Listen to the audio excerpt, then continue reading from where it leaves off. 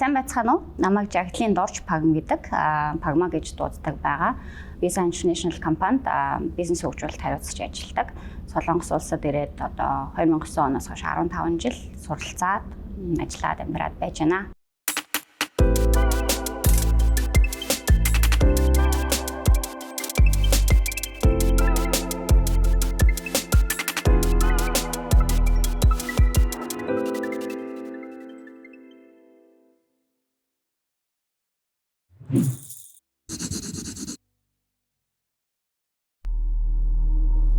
Ерөнхий ивент тэтгэгч Sandman банхус санхүүгийн байгууллага. Дэмжээ ажиллагч Aero Mongolia. Яа Солонгосыг сонгох болсон бэ гэхээр ер нь бол гадаадд суралцах нь бас нэг зүйл боловч түүний хажуугаар тухайн орны хэлийг нь сурах дахиад нэг хоёр дахь зорилго байсан учраас ер нь Азийн орнуудыг сонирхож байсан. Ялангуяа Япон болон Солонгос. Тэгээд 2 жил эдийн засаг суралцж агаад эдийн засгийн онлайн ангид суралцж агаад Солонгос Кореан компани тухайн үед бол 21-р зуун сан гэж ярьдаг байсан. Одоо бол нэршил нь Илгүү сангийн тэтгэлэг гэж байгаа. За тэтгэлэгт бакалаврын 4 оюутны нэг болоод EY эмэгтэйчүүдийн сургууль суралцахаар ирсэн байгаа. Яг 20,000 эмэгтэй оюутнуудын ирчээд миний хамгийн түрүүнд төржсэн сэтгэл гэхээр би ер нь хаана хүрээд ирвэл гэж бодсон. Тэгээд манайх яг ингээд кампусын өв дээр орох юм бол том сүм гэх юм уу одоо нөгөө тэнд бүгдээрээ юугаа сонсдог, чаплаа сонсдог тийм хэсэг байдаг байхгүй айгу өндөр шаттай. Тэгээ өндөр шатаар би гарчаал эхний хичээлээ сонсч байж агаад бууж ирэхдээ шатаар ингээ бууж яснаа нүдэ анаад би сонсож үзье. Тэгсэн чинь дан эмхтэй оюутнууд штэ. Ингээл готлын үсгээд гэл тэгсэн чинь амар юу санагдчихсэн. Ер нь бол миний хувьд бол хувь хүний онцлог гэх юм уу гэр бүлээсээ хол бие дааж амьдарч бол үзэж үзээгүй байсан. За тэгээд энэ кампуст миний бие даах амьдрал эхэлсэн байдаг. Дэлхийн 170 орн руу хялбар шуурхай найдвартай шилжүүлэг. Солонгос улс руу 6 сая хүртэл воныг ердөө 10 минутанд. Sandman мөнгөн гуйлгыг гэрлийн хурдаар.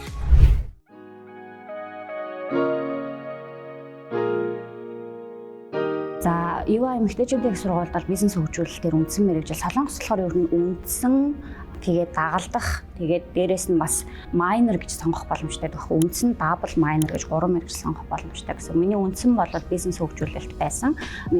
Бизнесийн удирдлага байсан. Дабл мейжор бол эдийн засгаараа өргөжлүүлж хийгээд тэгээд office administration буюу илүү жоохон юу гэдэг тийм ээ явандаа бизнесийн тал дээр ажиллах учраас гэдэг утгаараа тэр тал дээр бас майнер мэргэжил хийсэн байгаа. Миний хувьд хувийн ямар шийдвэр гаргасан бэ гэхлээр гадаад оюутан гэдэг утгаараа зөвхөн бакалавр төгсөөд энд ажилд ороход бол голонгуй байдаг гэх юм уу. Илүү судалгаан дээр ажиллаад үзсэн нөгөө grad school, магистр, доктор хийцэн хүмүүсийг авах сонирхолтой байдаг учраас би бол ер нь шууд магистртаа сурах гэж шийдээд за тэгээд сургуулиуд руу материалаа өгөөд нөгөө scholarship юмнуудаа хөөцөлдөөд Солонгос ангиллийнхаа шалгалтуудыг өгөөд topic TOEFL тэ. Тэгээд Yonsei Кореan сургууль, EY, KDI гэдэг 4 сургуулийн ер нь бол offer аваад за тэгээд бүгдээрээ бол ер нь тэтгэлэгтэй. EY бол яг миний сургууль, миний бакалавра төгссөн сургууль учраас мэдчихэж байгаа.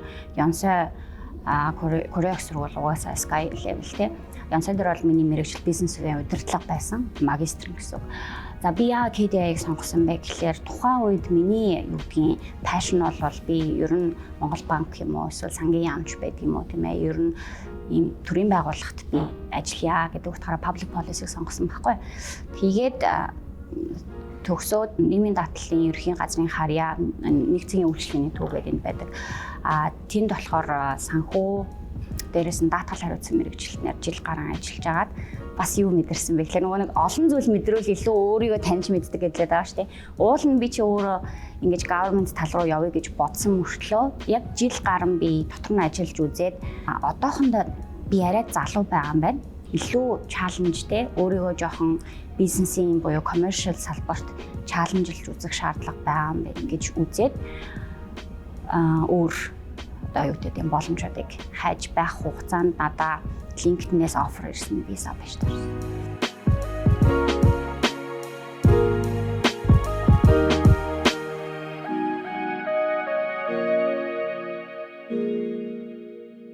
Visa International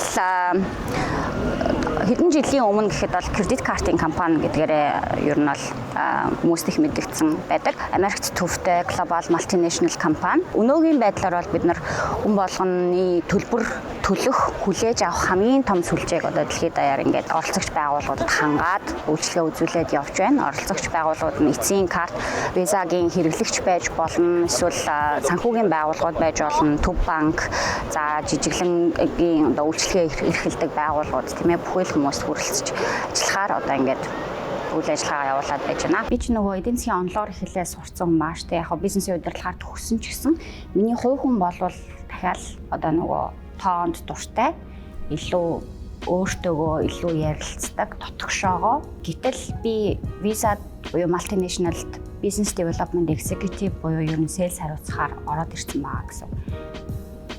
Тэгээд sales чинь өөрөө communication байна. Одоо юу гэдэг нь гадагшаа хүмүүстэй холбогдож ажиллах байна. Ер нь маш их одоо юу гэдэг pressure авдаг тийм ээ. Дарамт дотроосоо ч юм уу гаднаасаа ч гаднаад одоо client талаасаа ч юм уу их дарамт авдаг.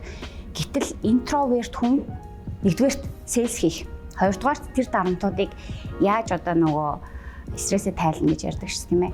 Тэр тал дээр надад жоохон хэцүү байсан анхандаа. Дээрээс нь тэр бол хувийн зүйл болчихж байгаа гэсэн. Дараачихын зүйл нь болохоор би чинь төлбөр тооцооны талаар ямар ч мэдлэг байхгүй. За юу гэдэг за санхүүгийн талаар суралцж байсан, даатгал санхүү хариуцж ажиллаж байсан байлаа гэхэд төлбөр тооцоо гэдэг өөрөө айгүй тийм нарийн хэсэг байхгүй.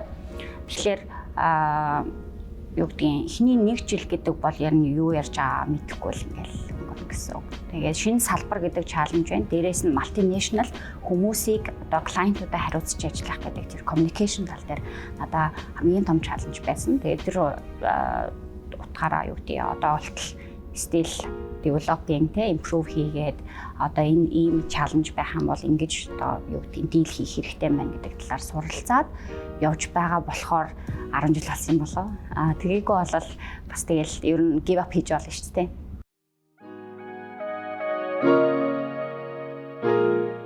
Миний ажлын нэг өдөр ер нь ковидын дараа hybrid буюу нэлээд flexible ажилладаг. Манайх яг officially 9-6. Гэхдээ дуртай цагтаа бол ирж болно. Клиентуудаа бол би нөгөө remote хариуцж ажилладаг учраас онлайнаар маш их call хийдэг. Дээрээс нь манайх яг маркет тим Солонгост байгаа ч гэсэндээ Аз намхан талаар хариуцсан төв маань Сингапурт байгаа шүү дээ тийм ээ. Тэгээд дээрээс нь global headquarter маань Сан Францискод байгаа учраас бусад тиймүүдтэйгээ холбогдож ажиллана гэх юм бол онлайнаар маш их бас коллууд хийж, митингүүд хийж ажилладаг байгаа. Жишээлбэл манай картын дизайныг хариуцдаг, дээрээс нь өөр бусад тимийн хүмүүс зарим нь Японд ч юм уу те зарим нь Хонконгод, Макаод ингээд сууж яадаг бол бид онлайнаар ихэвчлэн коллуудаа хийж митингүүд маш ихтэй. Дээрээс нь дотоодын одоо менежментийн шийдвэр гаргах уулзалтууд ч юм уу, партнершип дийл одоо гэрээ контрактууд, урт хугацааны гэрээ контрактууд банкудтай хийхээр болвол бизнес модель дээр суух ч юм уу те бизнес модель дээр сууж байгаа бол санхүүтайгаа бусад одоо хэрвээ гэрээ контракт руугаа орсон бол хуультайгаа ч юм уу ингэж хамтарч ажиллах, ер нь хамтын ажиллагаа л хамгийн их цагийг нь ордог. Дотоод байна уу, гадаад байна уу. Тэгэхээр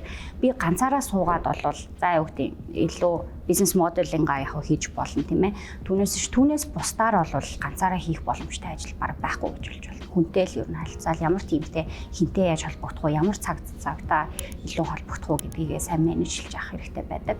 Түүнээс нөгөө дотоод процессыг маш ихтэй байдаг учраас одоо жишээлх юм бол нэг initiative хийлээ гэхэд манайх том тим гэхээсээ илүү individual contributor-ууд ихтэй учраас өөрөө ер нь бол бүх юмаа хариуцж хийдэг гэсэн. Тэгэхээр эхлээд одоо A гэдэг банкн дээр очиод ямар нэг бүтээгдэхүүн үйлчилгээний би pitch хийлээ гэхэд те pitch хийхээс эхсүүлээд pitch хийхэд бэлтгэх шаардлагатай төвүүдтэйгээ ажилт юм уу, дотоодын тэмүүдтэй ажилт юм бүгднийг хийгээд тэр pitch-ийг одоо зах зээл дээр гаргаж танилцуул public launch хийх хүртэл тэр public launch хийсний дараагаар нөгөө life cycle management-ийг хийх тэр бүх процессыг өөртөө хариуцдаг байхгүй. Тэгэхээр ер нь бол communication, team play, collaboration гэдэг утгаар л өдөр өнгөрдөг дөө.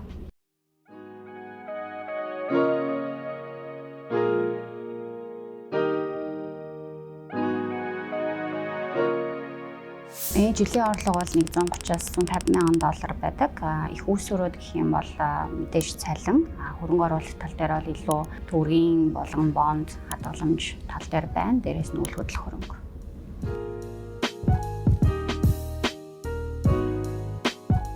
Би ч өөрөө entry level буюу business development executive гэж junior level-ээс орж ирж байгаа шүү дээ. Тухайн үед орж ирж байхад бол ер нь Солонгос томоохон байгууллагуудын entry level салбарын адилхан байдаг байхгүй юу? 42,000-аас 40,000 доллар ч юм уу. Би болохоор орж ирэхдээ 50,000, 52,000 дээр орж ирж ирсэн. Тэгээ тухайн үед болохоор хоёулаа амьдардаг байсан. Extended family буюу нөгөө гэр бүлтэй болоогүй, хүүхэдтэй болоогүй байсан учраас тэгээд дээрэс нь дөнгөж төгсөөд ажилд орж байгаа оюутан шүү дээ. Гол санхүүгийн тал дээр баримталдаг байсан бодлого маань юу вэ гэхлээр цалингийнхаа 50%-ыг ямар ч байсан хадгалъя. Гэт ер нь бол 50%-ийн 50-аас дээш хувийг хадгалах боломжтой байдаг байсан. Тэгээд хүүхэдтэй болоод гэр бүлэрээ одоо юу гэдэг хүүхэд харж өгөх хэрэгтэй болно те. Гэр бүлэрээ наашаа цаашаа яваад ирэхээр зэрэг тэр 50% бол угаасаа багасж байгаа юм. Нэг 20-аас 30%-ийг бол бусад хөрөнгө оруулалт хийгээд амжиргааны зардал бол нэлээд өндөр байдаг. Дэлхийн 170 орн руу хялбар шуурхай найдвартай шилжүүлэг. Солонгос улс руу 6 сая хүртэл воныг ердөө 10 минутанд. Sandyman мөнгөн гуйлгыг гэрлийн хурдаар.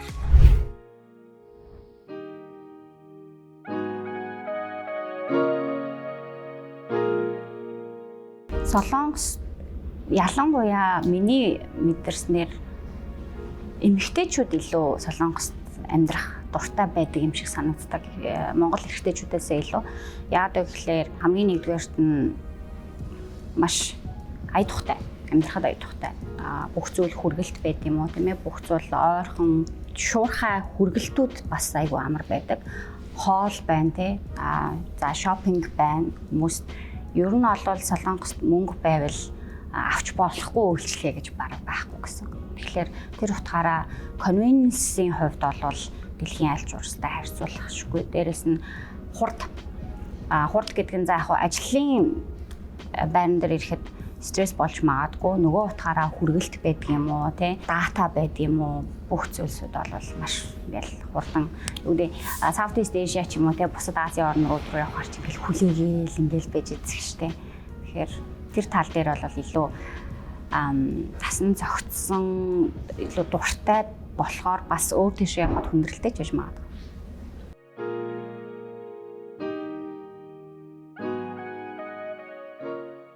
Энд сураад төгсөөд тэгээ ажиллаж байгаа болохоор дүүнер маань ч юм уу эсвэл найз нөхдүүд маань ч юм уу аюух асуудаг байхгүй. Солонгос руу ер нь яаж явбал зүгээрээ гэд.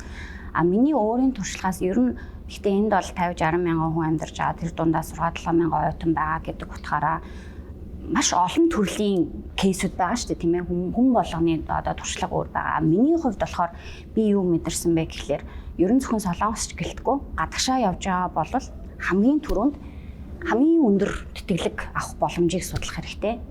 Дээрээс нь хамгийн сайн боломжтой, хамгийн сайн сургуульд нь орох хэрэгтэй.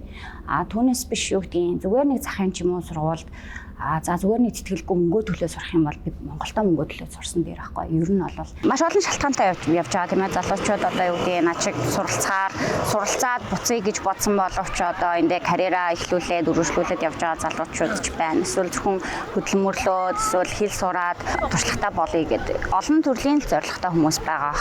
Гэхдээ миний бодлоор бол ер нь миний хувь хүний үзэл гадагшаа гараад нүд тайлаад туршлага суугаад олон одоо юу гэдэг те өөр соёлтой өөр амьдралтай хүмүүс яаж амьдрдгийг бас харахад хүний нүд нэгддэг юм болов уу илүү жоохон ертөнцийг харах үзэл амьдралыг харах үзэл нь нэлээд өөр байдаг юм болов уу гэж боддог. Тэгэхээр ер нь бол гадагшаа явж байгаа гэдэгт өөрт нь бол нэг буруу өгöd авах шаардлага байхгүй бах.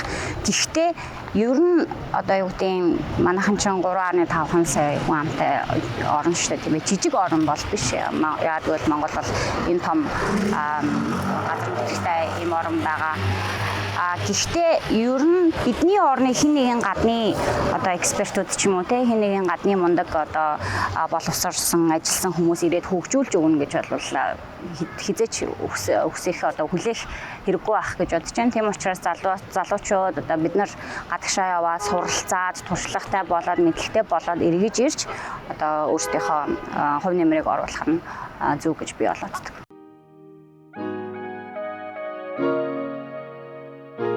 Хүн би гэлтгүй одоо манай захирал манай бусад одоо хариуцчаа тимийнхэн байгаа шүү дээ. Бид хэд cross functional teamуд гэж нэрлэдэг байхгүй.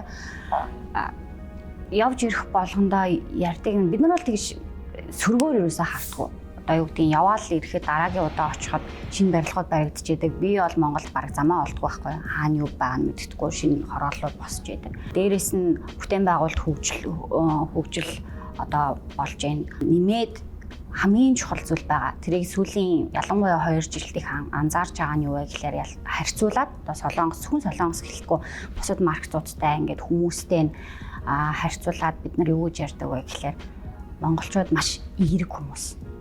Хүмүүс нь эерэг, дээрэс нь хүмүүс нь улсынхаа хөгжлийг эдийн засгаа ч юм уу те одоо өөрийнхөө бизнесийг дандаа болон бүтнэ гэж хардаг, боддог. Гэтэл би энийг өмнө ерөөсөө бодож байгаагүй юм байл өөрөө Монгол хүн болохоор ч тийм үү те бид нар чинь тэгэл өссөн шүү дээ угаасаа л ирээдүйн сайхан болно гэдэг те гэтэл олон газар ажиллаад амьдраад ирсэн хүмүүсийн ярианаас сонсоход тийм байдгүй гинэ. Жишээлх юм бол Солонгост хүмүүс 10 жилийн дараа бид нарыг өнөөдөр сайхан амьдрна гэж боддгоо.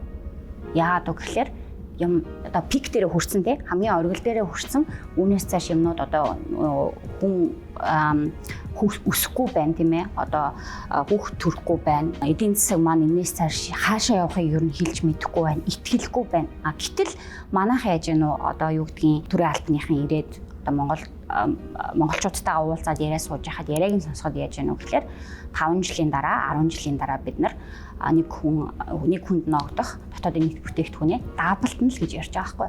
Түүнээс хинч хизээч одоо юу гэдгийг те бид нар 5 жилийн дараа илүү хөгжил буурна гэж бол ярихгүй байгаа. Тэгэхээр энэ эсрэгээрээ хүмүүсийн менталч байна, дээрэс нь яг бодит байдалч байна, манад боломжч байна. Шинэ хөгжиж байгаа зах зээл гэдэг утгаараа хөгжиж байгаа орн гэдэг утгаараа бид нэр сайхан ирээдүг харж байгаа. Би бол эх жил Монгол буцаад тэндээ ажиллаж амьдрахаар төлөвлөж байгаа. Гэтэ nobody knows. Өөр газар ч магадгүй.